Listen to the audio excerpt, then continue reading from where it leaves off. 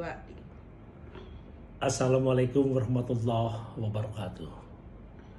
Saudaraku, seluruh anggota Koprumnas di mana saja berada. Alhamdulillah pada siang hari ini kita bisa berjumpa di dalam forum yang berbahagia ini, yaitu kita bisa saling berbagi pengalaman, bisa saling berbagi informasi. Saudaraku semua, Koprumnas ini memang sebuah koperasi yang memiliki konsep DESCO. DESCO adalah D-nya itu developer, E-nya e-commerce, S-nya syariah, dan Ko-nya adalah koperasi. Yaitu Koprumnas adalah sebagai developer, karena Koprumnas harus membeli tanah, harus mengurus perizinan perumahan yang memang ditentukan oleh pemerintah, dan harus membangun rumah serta harus memasarkannya atau menjual. Dan menjualnya kita hanya untuk anggota Koprumnas. Tentu saja untuk menjual rumah tanpa riba, tanpa PJK, tanpa slip gaji, itu mudah sukar. Mudah kalau kita sudah menemukan formulanya, dan sukar kalau kita salah menginformasikannya. Saya pikir Koprumnas dengan metode e-commerce ini sudah terbukti sukses. Sekarang dengan 20 bulan Koprumnas sudah bisa memasarkan rumah sekitar 15.000 rumah. Walaupun rumahnya belum kita bangun, karena sebagai ketentuan yang sudah kita canangkan atau utarakan di dalam anggaran dasar, anggaran rumah tangga, dan SOP, bahwa 2 tahun dulu anggota membayar simpanan wajib yang merupakan angsuran rumah, baru tahun ketiga kita bangun rumah. Alhamdulillah, untuk lokasi kita yang pertama, yang tertua adalah Jonggol. Di Jonggol sekarang sudah memasuki bulan ke-20. Walaupun belum 24 bulan, alhamdulillah. Karena perizinan sudah sampai dengan IMB selesai, sudah mulai kita bangun. Tentu saja pembangunan kita secara bertahap. Karena kita menyadari bahwa dana kita hanyalah dari anggota, oleh anggota untuk anggota. Yang jadi persoalan sekarang, saudaraku semua, anggota yang menjadi anggota Koprumnas yang di dalamnya adalah saudara kita yang berpenghasilan tidak tetap, ini mengalami fluktuatif yang selalu setiap bulannya berubah-ubah. Bulan saat ini misalnya yang mengangsur atau membayar simpanan wajib 90%, bulan depan bisa saja drop menjadi 30%. Inilah yang membuat kesulitan kami untuk kita konsekuen melunasi angsuran tanah, yang memang tanah yang kita beli juga dibayar bertahap.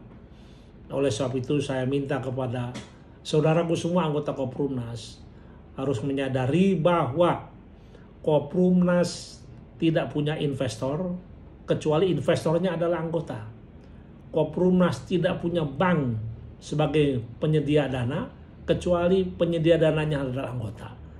Karena Koprumnas adalah hidup dari anggota, oleh anggota untuk anggota. Dan saudaraku semua, saat ini Koprumnas sudah dalam tahap pembangunan di awal yang di Jonggol. Saat ini kita sudah mulai membangun, insya Allah dalam tahap pertama kita akan bangun sekitar 500 rumah.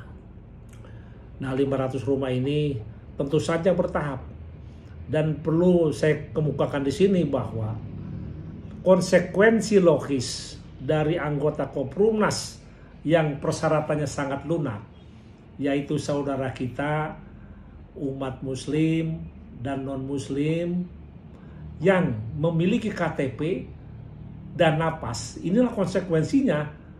Tidak selalu setiap bulan itu 100% membayar simpanan wajib. Ya itu saya katakan di awal bahwa fluktuatif.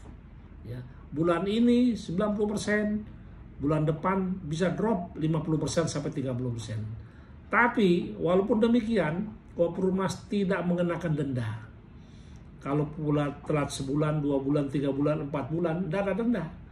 Tapi sesuai kesepakatan, setiap anggota yang sudah ditandatangani bersama, apabila anggota tidak membayar simpanan wajib berturut-turut 6 bulan, maka anggota ini ya terlalulah dalam pernyataannya dia harus dinyatakan berhenti dari keanggotaan Koprumnas. Karena kalau tidak, kami harus membayar angsuran tanah dari mana kalau tidak dibatasi seperti itu. Makanya setiap yang 6 bulan berturut-turut tidak ngangsur, otomatis anggota tersebut berhenti, dan simpanan wajib yang sudah diberikan kepada Koprumnas akan kita kembalikan setelah 2 tahun. Ini adalah konsekuensi yang sudah ditandatangani dan disepakati bersama. Oleh sebab itu, saya berharap dan saya menghimbau agar kewajiban anggota untuk membayar simpanan wajib yang sudah ditentukan dalam anggaran dasar dan anggaran rumah tangga selama 24 bulan jangan putus. Kalau Bapak, Ibu, dan saudaraku ingin mendapatkan rumah tepat waktu. Konsekuensinya, memang kalau membayar simpanan wajib, sebulan bayar, sebulan tidak, sebulan bayar, sebulan tidak, itu setelah 24 bulan, itu ternyata baru dilunasi hanya 10 juta, berarti hanya 10 bulan. Tidak bisa pada saat bulan ke-24 serta merta anggota tersebut akan dapat rumah. Dia harus mundur. Karena dari akumulasi angsuran yang tertunggak itulah merupakan juga ya, penundaan untuk pembuatan rumahnya.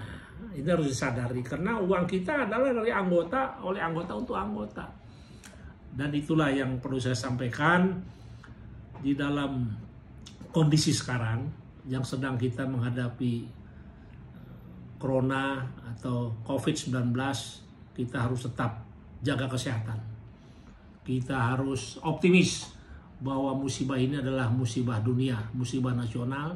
Kita harus hati-hati untuk menghadapi virus ini.